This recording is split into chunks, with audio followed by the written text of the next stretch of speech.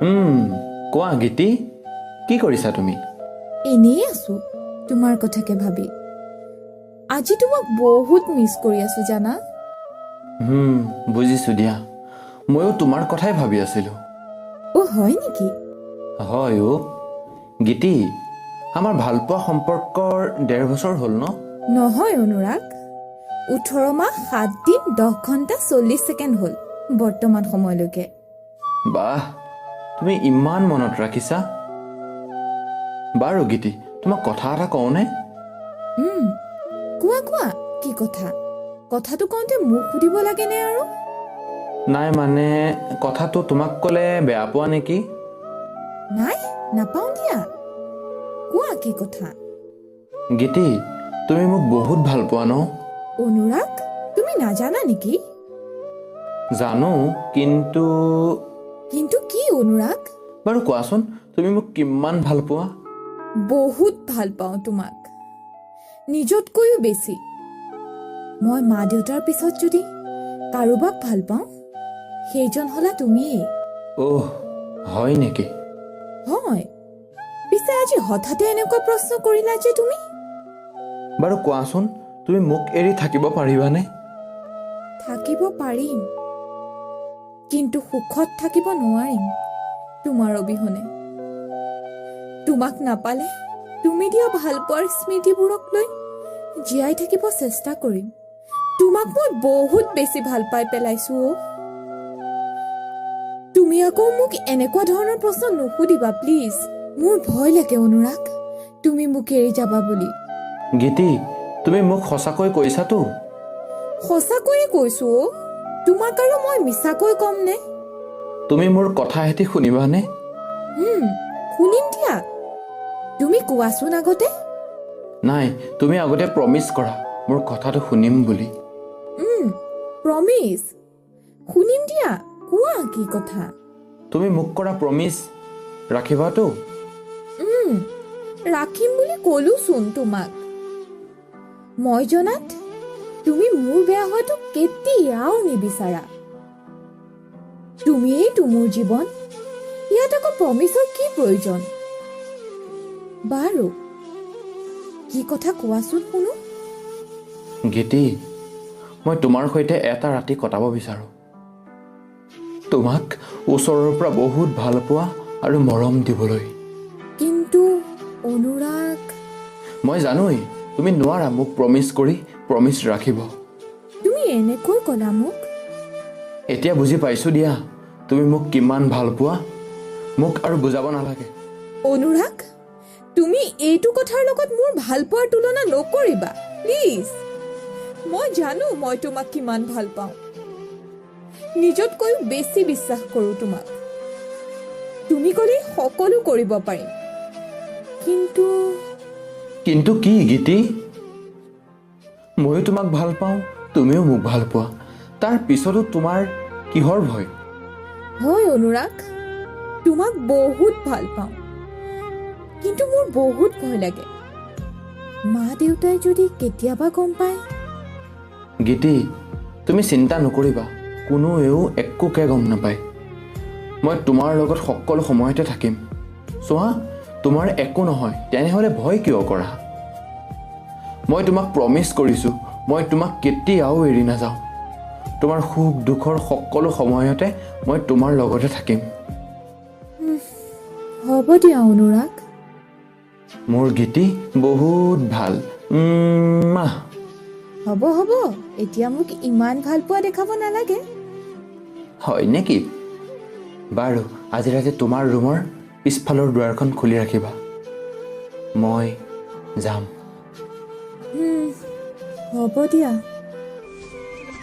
বৰ্তমান সময়লৈকে আপোনালোকে প্ৰেম কাহিনীটো উপভোগ কৰি নিশ্চয় গম পাইছে যে অনুৰাগে গীতিক শাৰীৰিক সম্পৰ্কৰ বাবে প্ৰস্তাৱ আগবঢ়াইছে আৰু গীতিয়েও অনিচ্ছা সত্ত্বেও সঁচা প্ৰেমৰ প্ৰমাণ দিয়াৰ স্বাৰ্থত অনুৰাগৰ প্ৰস্তাৱ মানি ল'বলৈ বাধ্য হৈছে।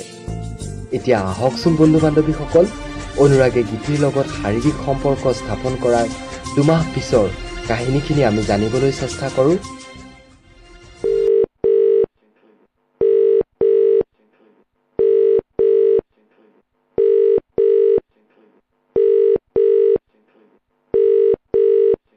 হেল্ল' গীতি। কোৱা অনুৰাগ। গীতি, তোমাৰ কি হ'ল? বহুদিন মোক ফোন মেছেজ একো কৰা নাই যে? এনেই কৰা নাই অ'। মই মানে আজি কেইদিনমানৰ পৰা এটা কথাক লৈ বহুত চিন্তাত আছোঁ। কি কথা গীতি? মোক কোৱাচোন। অনুৰাগ, মই প্ৰেগনেণ্ট। গীতি, ধেমালি কৰাৰো এটা সীমা আছে। যি টি নক'বাচোন তুমি। মই জানোৱেই তুমি মোৰ কথা বিশ্বাস নকৰা বুলি। সঁচাকৈয়ে মই প্ৰেগনেণ্টো। গীতি, তুমি কি কৈছা এইবোৰ? তুমি পাগল হ'লা নেকি? মই পাগল হোৱা নাই অনুৰাগ। যোৱাকালি ডাক্তৰৰ ওচৰলৈ গৈছিলোঁ মাৰ লগত। মায়ে কথাটো গম পালে। তাৰপিছত মই সকলো কথা খুলি ক'লোঁ। দেউতাই এতিয়ালৈকে গম পোৱা নাই। অহ, হয় নেকি? গীতি, এতিয়া বচাৰ কাৰণে এটাই উপায় আছে। কি উপায় অনুৰাগ? বিয়া নেকি? মই তোমাৰ লগত বিয়া হ'বলৈ ৰাজি আছোঁ। মই বাৰু মাক বুজাম দিয়া। মায়ে চাগে দেউতাক বুজাব পাৰিব। চাবা অনুৰাগ, আমাক সকলোৱে মানি ল'ব। নাই, নহয়। মই চাকৰি নোপোৱাকৈ বিয়া পতাটো মোৰ বাবে একেবাৰে অসম্ভৱ। তেন্তে আৰু কি উপায় আছে কোৱা অনুৰাগ? কোৰ্ট মেৰেজ কৰি থবা নেকি? বাৰু মই ইয়াতো ৰাজি আছোঁ। নহয়, তুমি এবৰ্চন কৰাই লোৱা। তুমি পাগল হৈছা নেকি? কিয় এবৰ্চন কৰাম মই? তোমাৰ ভালৰ কাৰণেই কৈছোঁ, মোৰ ভালৰ কাৰণে কোৱা নাই গীতি। বুজিছো দিয়া। পাপ কৰিছো আমি, আৰু পাপৰ ফল ভুগিব মাত্ৰ মোৰ কোষত থকা সন্তানটোৱে ন? মই সেইটো কেতিয়াও কৰাব নোৱাৰো। তুমি এবৰ্চন নকৰিলে মই একো কৰিব নোৱাৰোঁ। তুমি কি ক'ব বিচাৰিছা মানে? এবৰ্চন কৰাই লোৱা, তোমাৰেই ভাল হ'ব। কোনেও একোকে গম নাপাব। মই এবৰ্চন কিয় কৰাব লাগে অনুৰাগ? তুমি মোক বুজি কিয় পোৱা নাই? গীতি, মই একো বুজিব নিবিচাৰোঁ এই সন্তানটোৰ বিষয়ে। তুমি কিয় এনেকৈ কোৱা অনুৰাগ? এইটোতো আমাৰেই সন্তান। এইটো মোৰ সন্তান নহয়। মই নাজানো এইটো কাৰ সন্তান।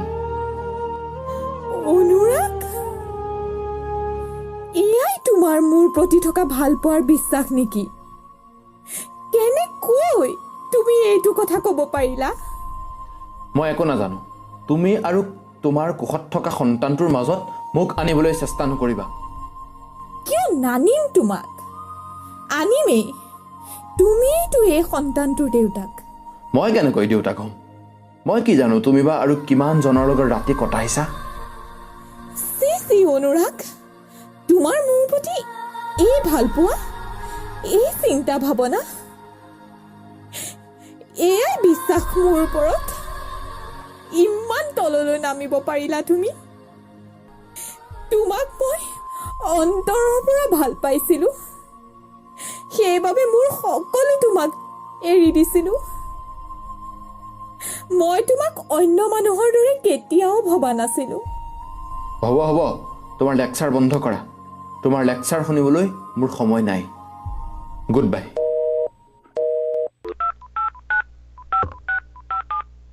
The number you have dialed has been disconnected or is no longer in service. Please check the number and dial again. বন্ধু বান্ধৱীসকল, আপোনালোকে এতিয়া নিশ্চয় গম পালে যে গীতিয়ে অনুৰাগক সঁচা প্ৰেমৰ প্ৰমাণ দিবলৈ গৈ নিজৰ সৰ্বস্ব এৰি দিয়াৰ পিছতো অনুৰাগে গীতিক প্ৰতাৰণা কৰি ফেচবুক, হোৱাটছএপ সকলোতে ব্লক কৰি দিলে। এতিয়া আহকচোন আমি সকলোৱে কাহিনীটোৰ শেষ ভাগলৈ আগবাঢ়ো। অনুৰাগ, তুমিতো মোক কৈছিলা মোৰ সুখ দুখৰ সকলো সময়তে তুমি মোৰ লগত থাকিবা বুলি। কিন্তু তুমি আজি মোক কিয় ব্লক কৰিলা? এয়াই আছিল নেকি তোমাৰ ভাল পোৱা? কিয় তোমাক মই ইমান বিশ্বাস কৰিছিলো, যাৰ বাবে আজি এনেকুৱা এটা দিন দেখিব লগা হ'ল?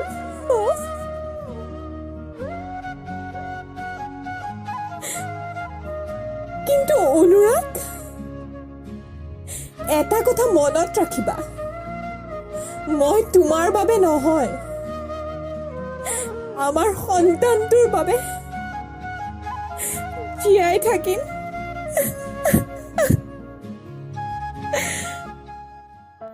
মিউজিক লাইভ পৰিয়ালৰ তৰফৰ পৰা এই কাহিনীটোৰ জৰিয়তে সকলোবোৰ ছোৱালীকে ক'ব বিচাৰোঁ যে ভালপোৱাৰ প্ৰমাণ দিব লগা হ'লে মনটো দিবা, আৰু যদি সেইটো দিলে বিশ্বাস নহয় তেতিয়াহ'লে সেই ল'ৰাজনক ইমানতে এৰি নিজৰ জীৱনলৈ ঘূৰি আহিবা।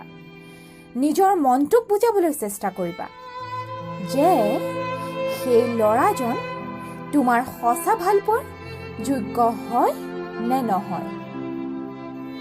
ভালপোৱা হ'ল এটা নিভাঁজ সম্পৰ্ক, যি দুটা মনৰ মিলনৰ পৰা সৃষ্টি হয়।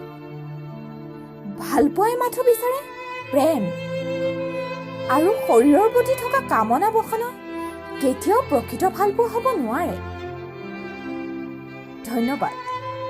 কুশলে থাকক আৰু মজবুত কৰি ৰাখক আপোনাৰ সম্পৰ্ক।